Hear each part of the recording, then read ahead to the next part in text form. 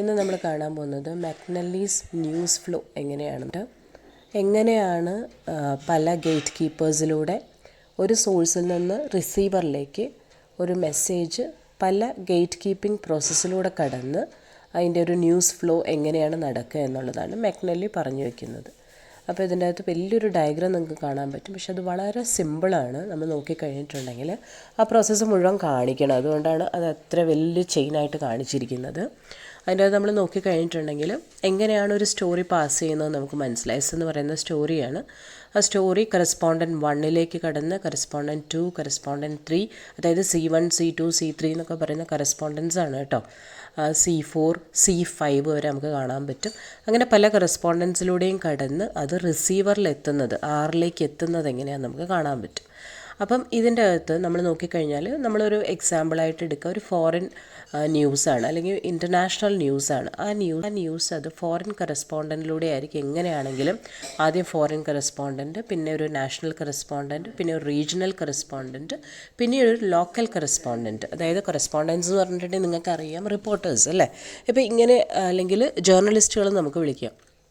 ഇങ്ങനെയുള്ള പല ആളുകളുടെ കൈകളിലൂടെ കൈമാറിയാണ് ഈ ന്യൂസ് അവസാനം നമ്മുടെ റിസീവറിലേക്ക് എത്തുന്നത് അല്ലെങ്കിൽ ഓഡിയൻസിലേക്ക് എത്തുന്നത്. അപ്പം നിങ്ങൾ ആലോചിച്ച് നോക്കുക, ഈ ന്യൂസിന് എന്താ സമയത്ത് സംഭവിച്ചിട്ടുണ്ടാവാം. ഫോർ എക്സാമ്പിൾ, ഒരു ഇൻ്റർനാഷണൽ ന്യൂസ് ആവുന്ന സമയത്ത് ഒരു ഫോറിൻ കറസ്പോണ്ടൻറ്റ് ആ ന്യൂസ് റിപ്പോർട്ട് ചെയ്യുന്നു. അതിനുശേഷം ആ ഒരു എഡിറ്റിംഗ് പ്രോസസ്സിലൂടെ അത് കൊണ്ടുപോകുന്നു. അതിനുശേഷം പിന്നീട് അടുത്തൊരു റീജിയണൽ വിങ്ങിലേക്ക് അതിനെ കണക്ട് ചെയ്യുന്നു. പിന്നെ നാഷണൽ വിങ്ങിലേക്ക് കണക്ട് ചെയ്യുന്നു. നാഷണൽ വിങ്ങിൽ അതിന് വേണ്ട ഗേറ്റ് കീപ്പിംഗ് ഒക്കെ അവിടെ അത് ഒരു റീജിയണൽ ഇതിലേക്ക് കടക്കുന്നു. അവിടെയും വേണ്ട ഗേറ്റ് കീപ്പിങ്ങും കാര്യങ്ങളൊക്കെ നടത്തി അല്ലെങ്കിൽ ഫിൽറ്ററിങ്ങും ന്യൂസിനെ ഒന്ന് ഷേപ്പ് ചെയ്ത് ഒന്ന് സ്ട്രക്ചർ ചെയ്തതിന് ശേഷം ലോക്കൽ റീജിയനിലേക്ക് പോകുന്നു. ഇങ്ങനെ പല ചേഞ്ചസ് നമുക്ക് കാണാനായിട്ട് സാധിക്കും. അപ്പോൾ ഈ ചേഞ്ചസ് ആ ഒരു ഫ്ലോയിനെയാണ് മക്നല്ലി പറഞ്ഞു വയ്ക്കുന്നത്. അതായത് ഒരിക്കലും ഒരു ന്യൂസ് സോഴ്സിൽ നിന്ന് കിട്ടുന്ന അതേ പരുവത്തിലല്ല ഒരിക്കലും നമ്മൾ റിസീവേഴ്സിൻ്റെ എൻഡിലേക്ക് കിട്ടുന്നത് എന്നാണ് മക്നല്ലി പറഞ്ഞു വയ്ക്കുന്നത്. ആ ന്യൂസിൻ്റെ ഫ്ലോ എങ്ങനെയാണെന്നുള്ളതാണ് മക്നല്ലി ഈ ഡയഗ്രത്തിലൂടെ കാണിച്ചിരിക്കുന്നത്. ഇനി അവസാനം വന്നിട്ട് റിസീവറാണ് അല്ലേ.